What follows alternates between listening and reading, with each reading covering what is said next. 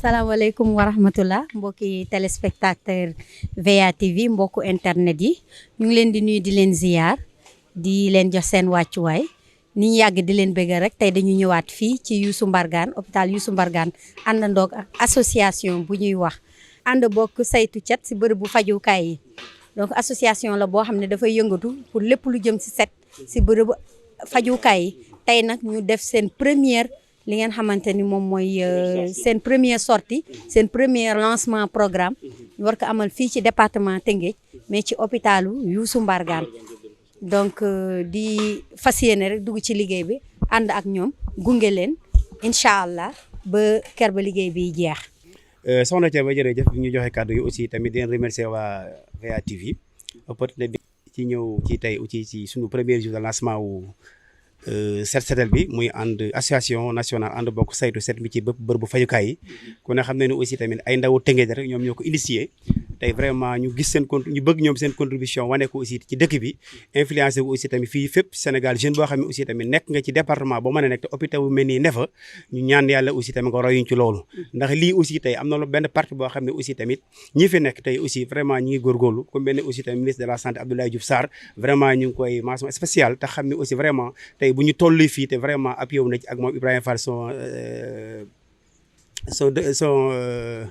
directeur cabinet moom de chef de cabinet moom aussi vraiment jàpp na ci tamit vraiment ba tey lii lépp aussi tey ñu am man opportunité man ko def te xam nañ ni aussi liggéey bi tey jii ci selselel bi lii day ndoorte tàmbali la rek mais vision wu 6 ans la boo xam ne aussi ñun ñëpp bëgg nañ tey ba bu yàlla dogalee aussi tey ñu tàmbale ko incha allah duñ ko bàyyi ba kerek aussi fii set incha allah.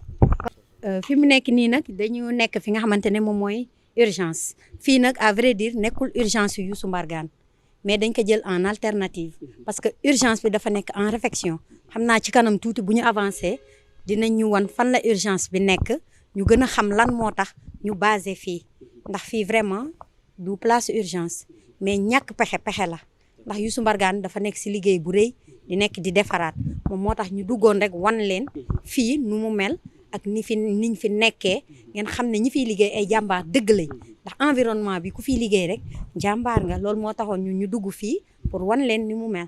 voilà comme niñ ko waxee rek si suñu tournée ba tey ci biir hôpital Youssou Mbargane gis ngeen lii sama ginnaaw ñu fi incinéré lépp loo nga xamante ne lu warul génn la parce que lii mbalit mu warul génn la boo xoolee ci wàllu santé dafa nekk loo xamante ne luy war a mën a contaminer kenn ñëpp la mais dañu gis ñu jàll ko fii di ko taalee fii or que lii am na lu mu war a fu ñu ko war a defee lu mel ni incinérateur donc dafa mel ni incinérateur daal tumuranke na fii si hôpital Youssou Mbargane ba moo waral jal bii gis ngeen lii yëpp moom la vraiment ku xool lii xam ne vraiment Youssou Mbargane soxla na secours rek comme ni ma koy waxee vraiment parce que lii vraiment c'est déplorable di ñaan gouvernement bi ñu ngi ñuy dégg ñu ngi gis incha allah buñ ko gisee ñoom xam nañ li ñu war a def ñu ngi leen siy xaar. dëgg la Thiaba li nga wax ni lu am solo la parce que bërëb bi ñu taxaw nii ku ne xam ne ne aussi tamit lii danger la ndax ku ne xam ne miir bi suñu ginnaaw ay xale mën nañ fiy tëb jël fi ay ainsi de suite te mënuñu ci xam lu muy jariñ te fekk daf leen di lor. kon donc li ñuy tàllal loxo aussi vraiment le ministre de la santé Abdoulaye Diouf Sarr lii moom bokk na ci priorité wu hôpital bi vraiment parce que boo xoolee lii lakk ko rek doyul quoi parce que tant que ñu ngi lakk jal lay nekk jal moom bu yàggee mbarit lay nekk te insalubrité bi la ñuy wax aussi tamit pour xeex ko ñun en tant que association ànd bokk saytu set mi ci bépp bërëbu fajukaay bi loolu mooy li ko tax a jóg kon Thiaba li nga wax ne lu am solo la kon li nga wax ni gouvernement vraiment dégg nañ seen dañ ñaan yàlla aussi tamit ñu dégg ñu ba ne ñoo def tamit appui bi mu gaaw incha allah. voilà ba tey rek ci wàllu nemmeeku wër hôpital bi ñu doon def lii suñu ginnaaw ni moom moo nekk fii lingère yi nekk lingère yi maanaam mooy ñi di fóot fii ci biir hôpital bi bépp bagage bu jógee ci bloc bi wala lépp loo xam ne warta génn te ñu war ko gérer fii lañ koy fóote fii lañ koy defee waaye itamit gis nga nawet bi ñax mi ni mu toll barax bi sax na fii yëpp mu ngi fees dell ak ñax te ñëpp lépp rek association fas yéene dugg fi defar ko ba beneen yoon buñ fi ñëwee ñu xam ne fii du fi lañ ñëwoon donc mu ngi nii voilà gis ngeen boo leen seetloo lee ñu weer ne moom mooy yére yi donc mu ngi noonu daal kon Tëngéej daal macha allah comme ni ma ko waxee rek jar na dimbali daal. lii yeloowul morgue di mel nii te lii vraiment ndawu Tëngéej kilifay Tëngéej dañoo war a jóg taxaw ci hôpital bi. hôpital bi mooy ndeyu hôpital yi boo la dispensaire wala district sanitaire bu fi nekk hôpital yi su mbargaan mooy ndeyam. lii tey association bi def engagé wu pour def ko. c'est parce que bu doon dañ koo man duñu woo kenn. c'est parce que nag lu ñëpp bokk. kenn ku ci da ngay ñëw feeñal sa yéene ñun suñu yéene la ñuy feeñal. kon autorité yi nekk fii yëpp kenn ku ci nekk morgue bii sa jarbaat jomm ko fi. sa jabar jomm ko fi kenn jomm ko fi te yàlla na yéex ndax ku ñëw di faju ci fii wér nga bëgg. ku yàlla dogale sa bakkan nag fii lay faatoo bala ñu laa yóbbu fene wala indi mën naa am fii leen lay dugal ba pare kon fii dañ ko bàyyi xel. asalaamaaleykum mbooloo mi di nuyu waa Sénégal di nuyu waa Tëngéej waaw comme Tëngéej la ñuy juddoo fii la ñuy raw fii la ñu màggee bon ñu ngi si biir hôpital bi te booy xool yaakaar naa ne foo laal mu métti fi mu nekk nii li ñuy photo yi ñuy wane yëpp vraiment xam nañ ne foo laal mu métti mais nag ñun association bi incha allah dañu jël suñuy matuwaay. pour lii nga xamante ne war nañ ko def ci hôpital bi ñu fullaal ko def ko mu doon une bonne continuité loolu moom la ñuy ñaan te yàlla nañu suñu borom yóbbu yàlla may ñu wér ak kattan ñu fekke ko te tal ko mais moom vraiment métti na ñu ngi au autorité yi ñu ñëw jàpp si te xam ne hôpitaux yi suñu hôpitaux la hôpitaux yi kenn waru ko kenn duñu ko defaral ñun sénégalais ñi ñoo ko war a defal suñu bopp surtout ñun ñi nga xamante ne Tëngéej la ñuy yeewoo kon boog nañu góorgóorlu ku am sa doole nga ñëw def ko si ku am sa xam-xam nga ñëw def ko si ku am sa alal yoo xamante ne war nga ko si mën a def nga ñëw def sa participation xeebuñu daal. Bonjour toute la presse. Donc nous sommes venus ici à l'hôpital Youssou Mbargane Diop de Rufisque pour une journée de lancement de nettoiement concernant le département de Rufisque. Nous comptons, aujourd'hui c'est notre première journée, donc c'est notre premier pas avec l'association. Donc je rappelle que je suis le secrétaire général de l'association. Au passage, nous saluons et nous remercions le directeur général de l'hôpital et tout le personnel ici présent. Nous remercions la presse, le DSC et la service d'hygiène. Le service d'hygiène. Nous sommes vraiment contents, nous sommes vraiment satisfaits. Avec l'accueil chaleureux que le directeur nous a offert. Nous comptons aussi, le travail ne se limite pas ici à Youssou Mbargane. Donc nous comptons continuer à mener notre travail au niveau de toutes les structures sanitaires qui se trouvent dans le département de Rufisque. Donc c'est ça, aujourd'hui c'est notre premier pas, c'est notre premier lancement. Nous lançons un appel solennel au gouvernement et toutes les bonnes volontés pour venir nous appuyer parce que la santé est primordiale. Donc quand tu dis développement, la santé est le fer de lance. Et nous jugeons nécessaire. Nous appelons toute la population rufisquoise et sénégalaise de venir en aide, de jeter bien de poser leur première pierre à l'édifice pour la réussite de cet événement, de ce programme. Donc pour ne pas trop monopoliser la parole, je laisse la parole au directeur. L'association c'est l'association pour l'amélioration des conditions socio-sanitaires de Rufisque. Donc votre nom Matar Ndiour.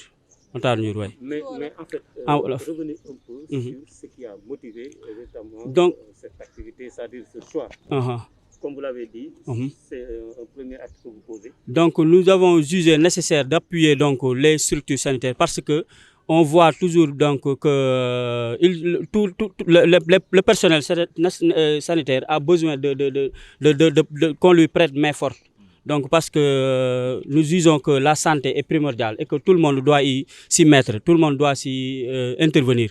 Donc nous appelons de l'aide par le biais des bonnes volontés et des personnes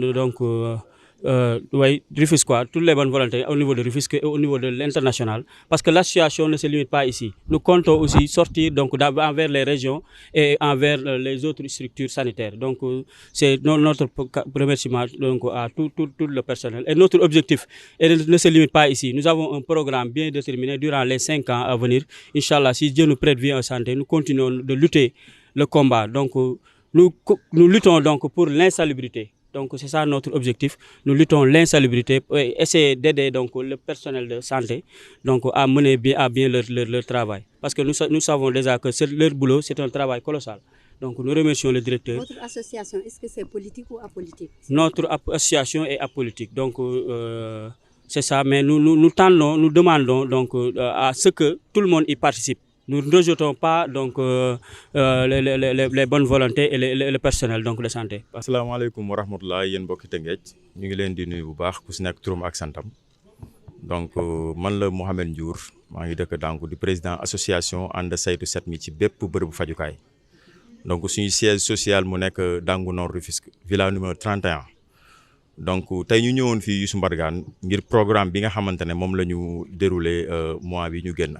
Donc muy programme boo xamante ne ñu ngi ko jëmal ci suñu hôpital yi donc dañ ciy dox ngir pour la salubrité maanaam dañuy dox si ngir setup hôpital yi donc ñu am benn cahier de charge boo xamante ne ñu ngi ko mënee faire 6 ans ci kanam donc ñu ñëw tàmbalee Youssou Mbargane tey donc ku nekk xam na ne Youssou Mbargane hôpital la boo xam ne dafa boot hôpital yi nekk rek Tëngéej yëpp donc moo tax ñu bëgg a xeex dimbali leen si li nga xamante ne moom moo leen gën a soxal muy li nga xamante ne moom moo leen di encombré muy salubrité bi donc ci loolu la ñuy dox donc ñu xam ne rek dañu créer association bi ngir dimbali suñu hôpital yi te Youssou Mbargane rek taxu ko jóg hôpital yi nekk si maanaam centre de santé yi nga xamante ne mu ngi si département Rufisque bi yëpp moom moo ko tax a jóg d'ailleurs bu ñu paree fii Youssou Mbargane si lancement bi tey dafa nekk journée de lancement boo xamante ne dañ koy def di ci oo ñëpp ñu xam ne lii nii du lu ndaw.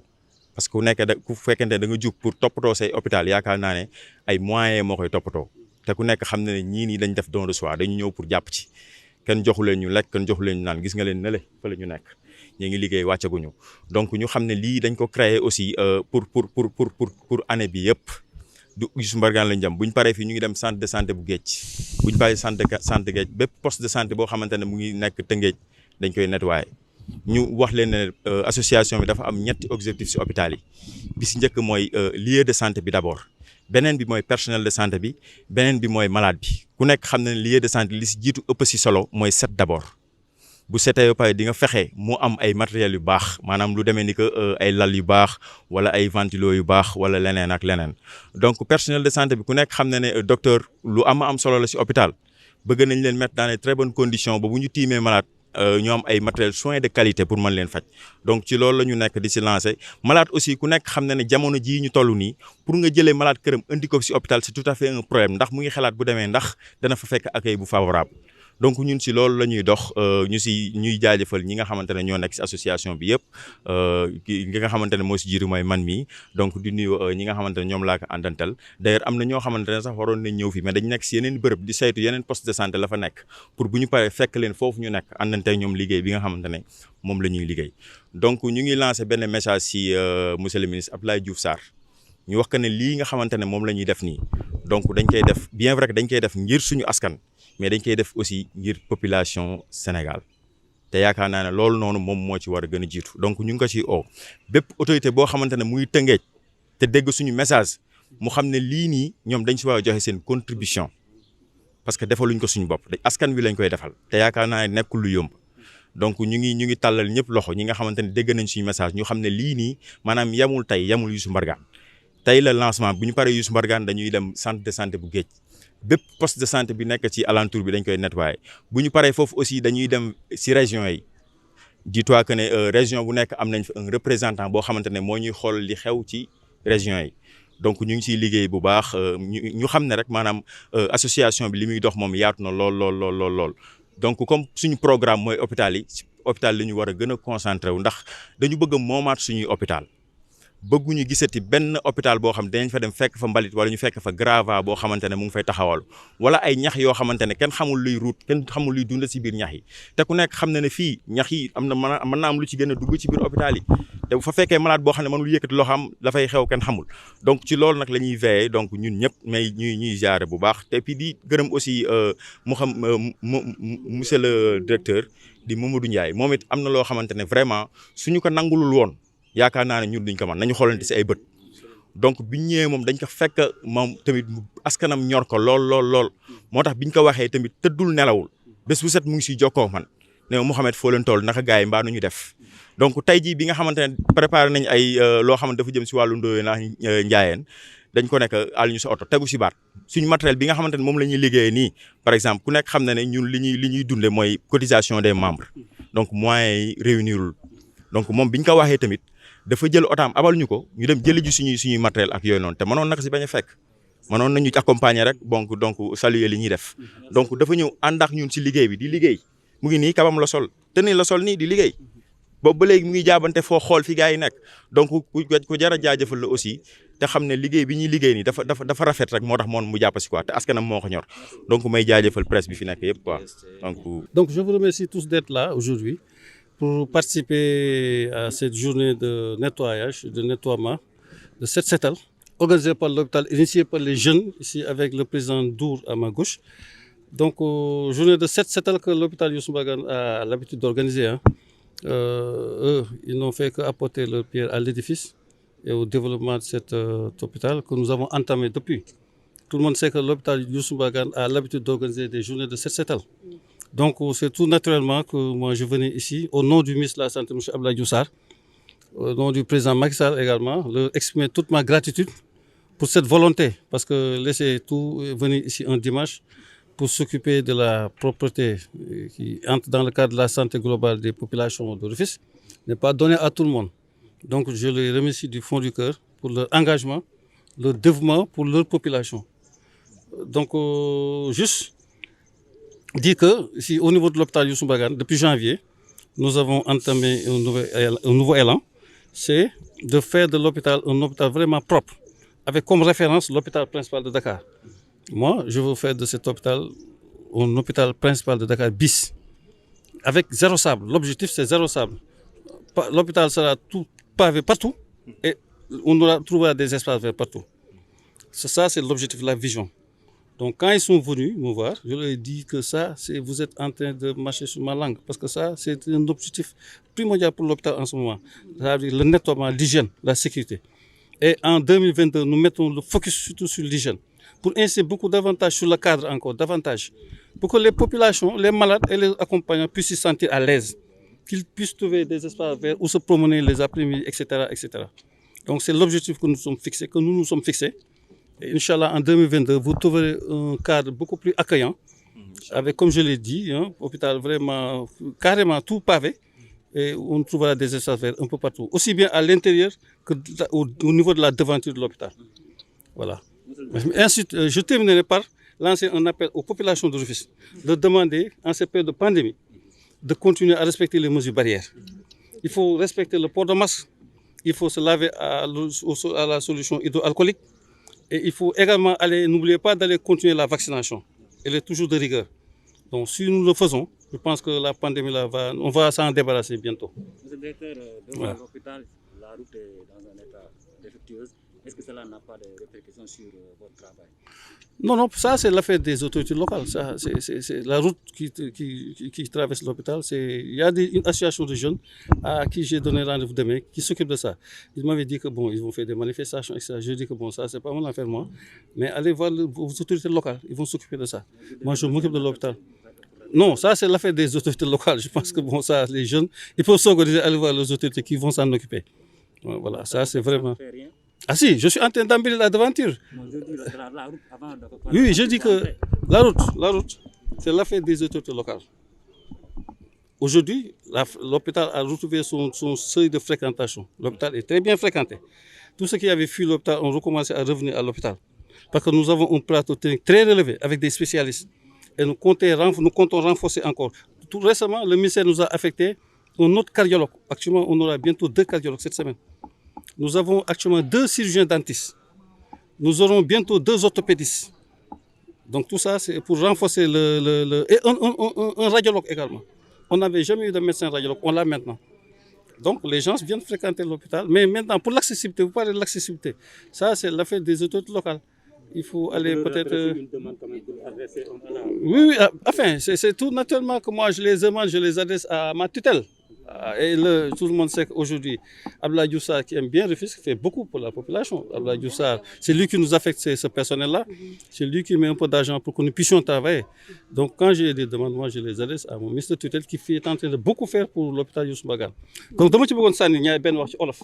Damay ñu sant di gërëm association bi, di gërëm population Tëngéej yëpp. Leen wax ne vraiment kontaan nañ ci li ñu def nii association bi ñu dirigé ñëw fii def Set Setal ndax ñun Set Setal dañ ko fonk.